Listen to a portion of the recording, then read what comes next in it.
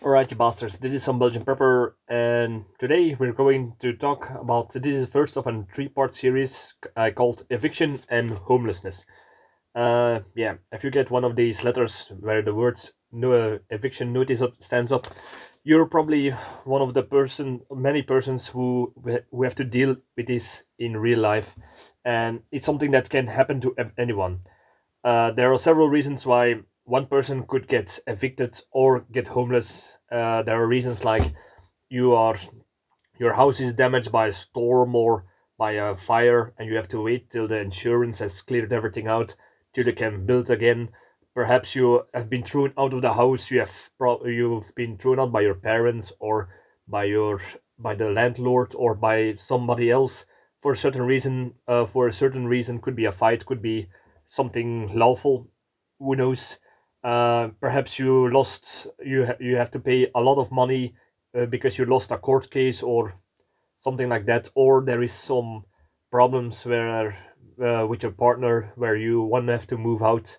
Those are all things that could happen, and the thing is, this series is about not because I've been looking on the internet a little bit, and most things I see about homelessness is about the real homeless, the people who live on the street, the hobos like they call them, I think, in English. Those are the people who live on the street, but I'm talking about the homelessness and evictions of people who still have a job. They still have a job, but they have no house. They are actually houselessness.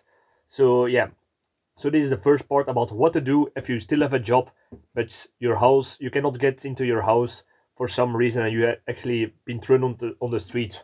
So yeah, I've made a list about things that you can do in this kind of situations. First of all, if you get eviction noticed, or I would say, first of all, these things are not coming not out of the blue. These are usually you can see it you see them coming by if you have a fight with a landlord or some certain persons, and they threaten to set you out.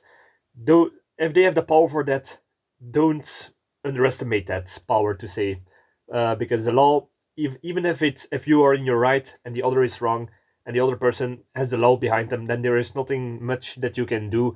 But yeah, these are the things that could happen. So I would say look at the signs. So if you are in debt, if you have fights with your landlord, like I said, or with other persons, with your spouse or your partner, those are all things that could give a signal that you might be kicked out. And the next thing is if you get your eviction noticed, I would say start to prepare, and I would say prepare in a sense that um, first of all, if you are in your right, or you have a solution of you have ways to get out of you to still get inside of the house, try to look up counsel from lawyers, perhaps family members or friends who had experience in this kind of situations before. Try to find every way to for to be able to stay in the house or to find a solution. There are several support programs in for the governments. Here in Belgium, you can go to the OCMW. You can ask certain organizations to help you. There are for certain people perhaps homeless shelters where you can try to already notice that you might be coming reserve a place to say, perhaps is a better word. So those are all things that you perhaps might need to also start to prepare, because even if you're in your right, yeah, because there are some landlords double the rent in certain places, and that's why people got kicked out. They lived there perhaps 10 years, and suddenly the landlord calls, yeah, because of rising property values in the area, you need to pay now this amount more. A lot of people actually cannot do that. Even when it's unfair, prepare. So what do I mean by that? There are certain things you need to prepare. Like if you are threatened to be evicted, try to already get paperwork in order to get your mail to the post office or to a bus or PO bus, I think it's called. So that that official papers, letters, do not get to that address where you're being evicted out of. The next thing is prepare that you perhaps already rent a small storage unit for your bigger furniture or boxes if you're going to get evicted. So that's so the moment that the how do you say this, the person who evicts who evicts people out of their houses. I do not know the English name for it. Write in the comments. um, yeah, try to get that already in order. So from the moment they stand at your door and say you have to leave within 2 or 3 days, last warning, then you can move those big things to the storage unit and already pack your car, warn your family, talk talk about them, because it's not only about the talk about the planning, but it's also about the mental aspect of it. A lot of people who live their whole life in a certain house, they are attached to it, especially when you're a kid, when you're a partner of somebody. And yeah, certainly you're here, you have to go. That's hard to process, and that's the reason why a lot of people will will be irrational in a way. So I'm talking about the people who say they can never, you can only get me out of my house over my dead body. I will defend my house with a weapon. Come and get him, you bastards. All those things, but this will not be of any use because these eviction persons are also um, accompanied by the police. So you will not do anything about that without getting into more legal trouble. So I would say, even when you're in the right, try to prepare and accept that fate, so you can move on and try to plan ahead from then. So yeah, wait, I have written down because I don't want to miss any point. And this is also a reason why you have to stay positive. Some people will get depressed, they will get angry, they will get very emotional. These are all things that are natural, but try to accept the situation, try to overcome it, try to win over your pride, and that and all everything that you have worked for. Yeah, it's all gone, and that's difficult to take in for a lot of people. But that's the thing about survival. You, even in the worst situation, you have to try to get it over, with a survival mentality, get over that mentally and psychologically. So next thing, if you know you're going to get evicted, try, like I said, try to find governments, programs, organizations that might could help you, like I said before, homeless shelters, uh, uh, people who are, how do we say this, for poor people, aid from the government, those things. Try to get in contact with those social renting houses, all those things. The next thing is try to find family, friends that might could help you. And it is a next thing that I would say is try to, if you're going to agree to stay with a certain persons, try to do two things, I would say. First of all, if you're going to stay with a friend or a family member, you're their guest. So first of all, do not try to get in their way in their everyday life. You're the disruption. So first of all, try to chip in the household. Try to do some chores. Try to justify that you are there. Do your part. Chip in a little bit. Do some groceries. Cook, clean, take out the garbage, repair stuff, watch the children, all those things that you can do, as in a way to repay the persons who took you into their house.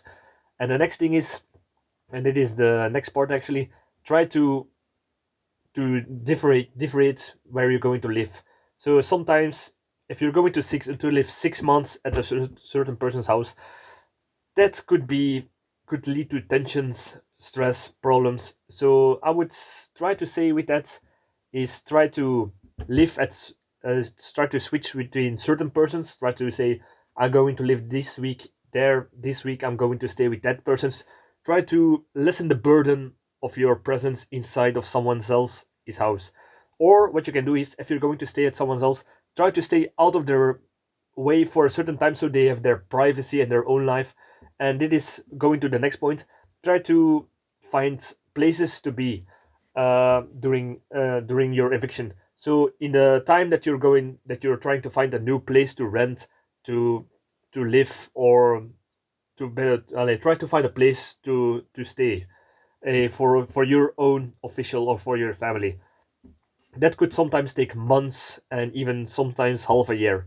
So I would say, try to, in the meantime, try to good aspects. Oh no, it's not really aspects. It's try to spend your time good. What do I mean by that? Between the time that you're looking for a house or a new place to stay, try to better yourself. Try to do things like do some late night school education. Go to the gym, because the gym is one of those places that if you're evicted or homeless, it's a good place that you're not putting a burden onto the place where you're currently staying. So I'm talking about in the gym. In the gym, you can shower, you can take a shit, you can clean your teeth, you can and have Wi-Fi, you can watch television or news in certain places, you can work on your condition and your fitness, and also that will help you to stay mentally in your mentally for your well-being. And it's also a time that you're out of sight of the house of the persons that you're living in, so that's a few hours where you can get out of the way, is what I'm trying to say. Another thing is, it's also a good place to socialize. So even when you're evicted or homeless, you still need you still need a social life. So the gym is actually a good place to do that. So yeah, that's what that could justify a membership at a local gym. Next thing is a library. You can find some of your entertainment or take some time off from the place that you're staying at. Try to get away from them by going to the library. Try to find knowledge, read newspapers, magazines are usually there. There is usually Wi-Fi and computer access. So those are all things that you can do for free uh, in that meantime, and it's also a useful thing to do for your mentally well-being and for your body. Um, yeah. Next thing is yeah, I already said library. Perhaps do some volunteer work if you cannot, if you still have a job, but you still need you still in your free time are a little bit too much in the life of the persons you're staying with. Perhaps do some volunteer works, and that's another way to perhaps find places to live. Make new friends. Try to find information about people who are thinking about renting their one of their properties for cheaper. Maybe they have a property where you can stay on. All those things. So a little bit socializing is a good way to access new ways through the unofficial ways. Well, I'm trying to say. So if you're going official with immobilien can how do you say this, the organizations that all selling houses and renting out houses, you know what I mean. If you can do it out of the hand of just a person, that could be more beneficial than by some organization or a business that will try to take advantage of you. So that's something that might be a little bit handier. Um, so next thing, I've written it down because otherwise I forget all the points. If you need in need of some money to rent a new place, because some places will demand that you at least pay in front 3 months of rent to before you can even get into the house. I would say borrow money if you are not able to. If you do not have the funds, try to borrow money from several persons, and not all from one person's, like your parents or some friends. Because if you borrow a lot of money and you cannot pay it back, that's a bigger blow than if you try to loan money from smaller amounts of money from different kind of persons. And in some cases, maybe the persons will say, "Oh, he's doing his best to get back on his feet. Forget about it. I see that you're trying to be a good. Pay me back later on, much later on than we agreed." So those are more handier than to borrow big sums of money from certain persons, is what I'm trying to say. Um, Another thing is when you have put everything in the storage unit, the bigger stuff, you should always have a personal the hobo technique about of having everything on your person. So everything that you need to live somewhere, I would say get it into one backpack or in your car, and that way you can move around between certain places without being too much of a hassle, or without moving too much stuff, because everything else should be in a storage unit. Or perhaps you can store it at some friends who have perhaps a small building free that they don't use to store that stuff. Somebody did that to me almost for a year and a half. older stuff was in one of my garden houses. So those are things that you can do to help other people or get help. I will just, the next point is about how to perhaps you can live in a car, but that is something for part two. So watch out for that on how to live in a car when you're evicted or homeless. Um, I think I'm almost I'm through everything. So yeah, it's kind of a difficult thing, but I hope these tips could help you a little bit and prepare yourself, or at least give you the mental exercise to think about it, because this could happen to anybody, even me. So yeah, it's a difficult time, and more people are getting into this kind of situations. Um, so I would say if you got any other ideas or tips or tricks, or any experience about being evicted or homeless, put it in the comments. I'm always eager to learn new stuff. And watch out for video 2 about how to live in a car as when you're evicted. So thank you for watching and see you in the next video. Cheers.